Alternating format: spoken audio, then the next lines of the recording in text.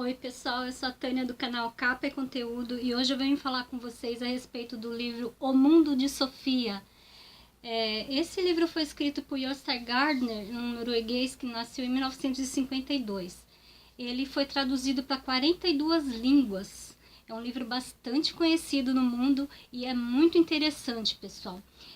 Jostein Gaarder, ele é professor de filosofia na Noruega, né?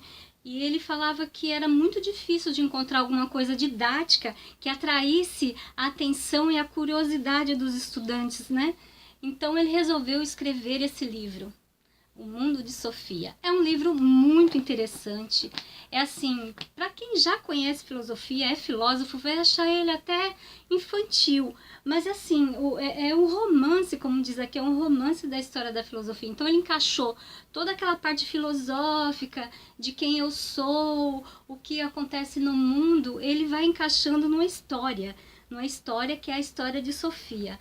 Sofia, gente, quer dizer sabedoria em grego. Então, filosofia são aqueles amigos da sabedoria, né, do conhecimento.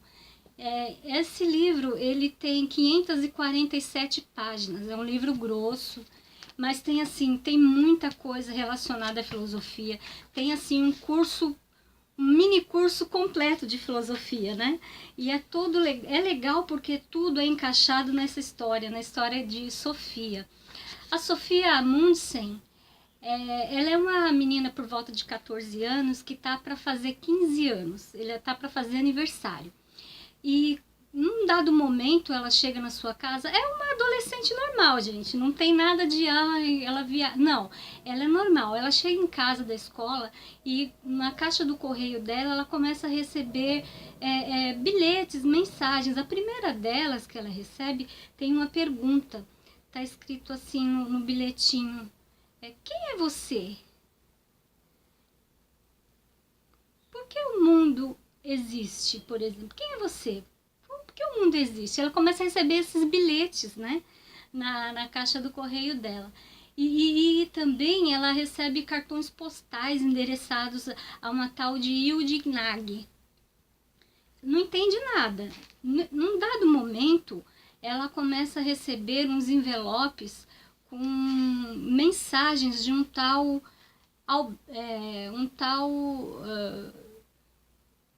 desconhecido, que ele começa a ser um professor de filosofia dela. Então ele vai mandando aos poucos tudo aquilo que diz respeito à teoria filosófica do mundo. Então, aos poucos, ela vai entrando nesse mundo de filosofia, em contato com esse misterioso Alberto Knox, o nome dele, que começa a ser o professor de filosofia dela. Chega um momento que ela até descobre quem é o Alberto Knox, né? E ela recebe também, gente, uma fita de vídeo. Na época existia videocassete, na época que esse livro foi escrito. Esse livro foi publicado, deixa eu ver aqui, em 1991, nessa minha edição aqui da Companhia das Letras, foi em 1991, ou seja, ainda existia a fita cassete. Muita gente nem sabe o que é fita cassete, né? Mas ela recebeu um vídeo que era uma viagem à Grécia Antiga, com Platão em si explicando filosofia para ela no cenário da Acrópole, do Párteno. É muito interessante, gente. O autor, ele faz a gente viajar nas páginas. É um livro bem comprido, ó, tem várias citações aqui. Vai desde Sócrates, Platão, Aristóteles, Berkeley, Hume, Locke, Descartes, até Marx, Freud, que não, na verdade não são filósofos, mas eles estudaram o desenvolvimento do saber humano, da mentalidade humana. É muito interessante o livro. Tem uma parte aqui do livro que eu achei muito legal, que foi como eu posso dizer, foi uma aula para mim. Eu não conhecia essa história, é a história da caverna. Então, Platão, que foi discípulo de Sócrates, ele contou nessa história da caverna assim. Tinha um grupo de pessoas que morava numa caverna. E toda vez que eles se reuniam à noite, que acendia a fogueira dentro da caverna para se aquecer, tinha umas sombras nas paredes, assim, que eles achavam que aquilo vinha de fora e eles morriam de medo de ir para fora por causa daquelas monstruosidades que apareciam nas sombras da caverna. Aí o que acontece? Teve um deles que resolveu sair da caverna para ver o que tinha lá fora.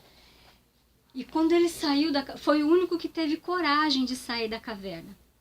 Quando ele saiu da caverna e viu o mundo, viu os pássaros, viu as árvores, viu o céu, as estrelas, as flores, a água, os rios, ele ficou deslumbrado com aquilo. Ele falava, nossa, mas não tem nada a ver o que apresentavam pra gente nas paredes, olha aqui fora como é. Muito entusiasmado, ele chegou na caverna e contou para todos que tinha descoberto um mundo diferente lá fora, que aquilo que tinha nas paredes da caverna não correspondia ao que tinha lá fora. As pessoas muito céticas ficaram revoltadas com aquilo, achavam que ele estava induzindo a eles a saírem para cair numa armadilha, para morrer nas mãos daqueles monstros que estavam nas paredes da caverna. O que eles fizeram? Mataram o rapaz que foi lá para fora descobrir o novo mundo.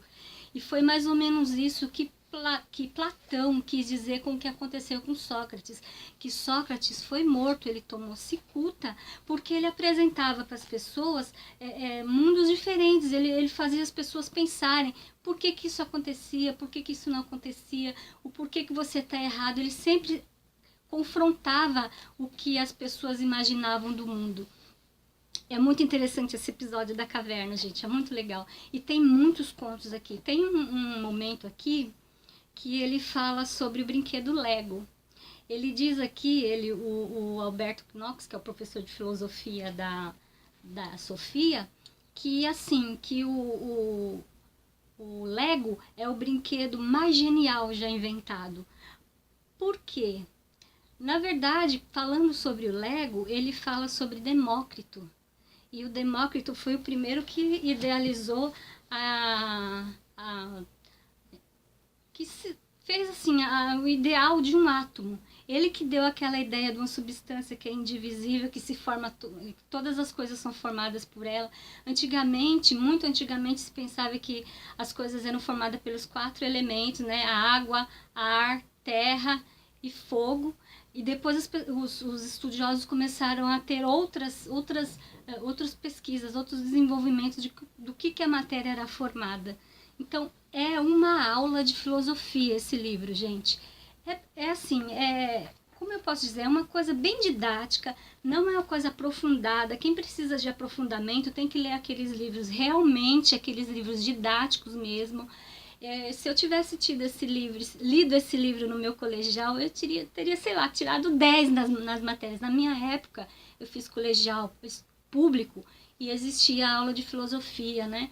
Hoje, com essas novas normas do governo, eu não sei como é que vai ficar essas aulas de filosofia, sociologia, porque o governo está dando mais prioridade para matemática e português, né?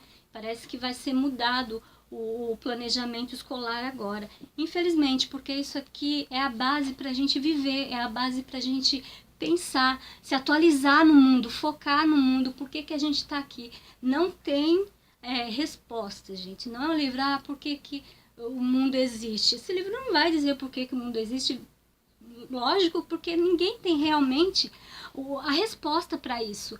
Mas o ser humano, ele vive à procura disso. É isso que dá gás, é isso que dá incentivo para as pessoas viverem. Essa constante busca do conhecimento. Porque senão nós estaríamos nas cavernas mesmo, olhando para as sombras, pensando que aquilo seriam a realidade, os monstros do mundo, né? Uma coisa que eu queria falar também é a respeito do final desse livro. O livro é assim, ele é genial até um certo ponto. No ponto do ensinamento de filosofia, ele realmente capta a nossa atenção. Você lê, não vê a hora de descobrir, meu Deus, quem é esse homem que manda esses cartões postais do Líbano para Sofia em nome de Hilde. Por que ele não manda direto para Hilde, manda para Sofia? Quem é esse major que fica mandando esses cartões do Líbano? Por que aparecem objetos pessoais da Hilde na casa da Sofia? A Sofia nem conhece a Hilde. Como que acontece uma coisa dessa?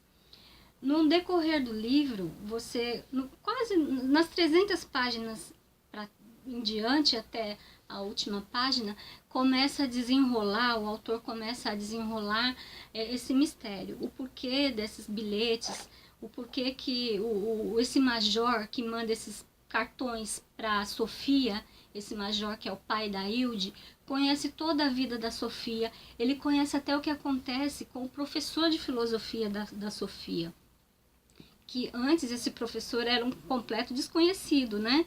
E começa a ser realmente um amigo da Sofia no decorrer do livro. O final, como eu estava dizendo, é um pouco, eu acho que pecou um pouco. O livro é genial até um certo ponto. Aí depois de um certo ponto parece que o autor perdeu um pouco a mão. Ficou uma coisa meio realismo fantástico. Nossa, como que isso está acontecendo? O livro estava todo certinho, de repente causou esse fuzuê todo no livro. É um twist que o autor dá para poder fazer sentido o final do livro. E é muito interessante o final também, porque aí a gente descobre quem realmente é esse major, por que ele fica mandando cartão para Sofia, que seria enviado para Hilde, ao invés de ele enviar direto para Hilde, desviava o cartão e mandava para Sofia. Mas assim, eu vou dar um pequeno spoiler. Prestem atenção no nome do professor de filosofia da Sofia e pro pai, que é o major, o pai da Hilde. Aí vocês vão cair, vai acender a lâmpada na sua cabeça, vocês vão entender o porquê de tudo isso. Mas é um livro que vale a pena. Gente, tem audiobook também no YouTube.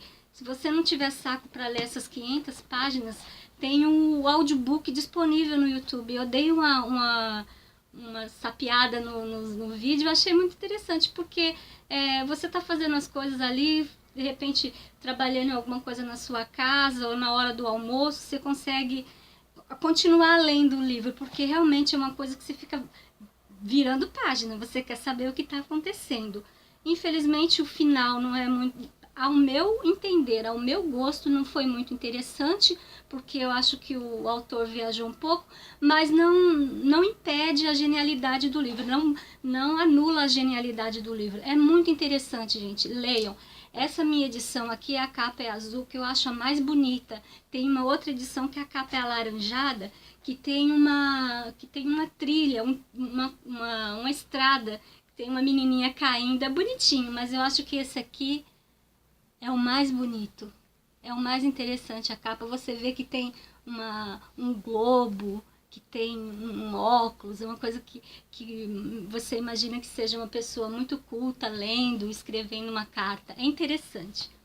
É isso, gente. Obrigada por ter assistido. Dê o seu like, curta, dê a sua opinião e obrigada. Até já!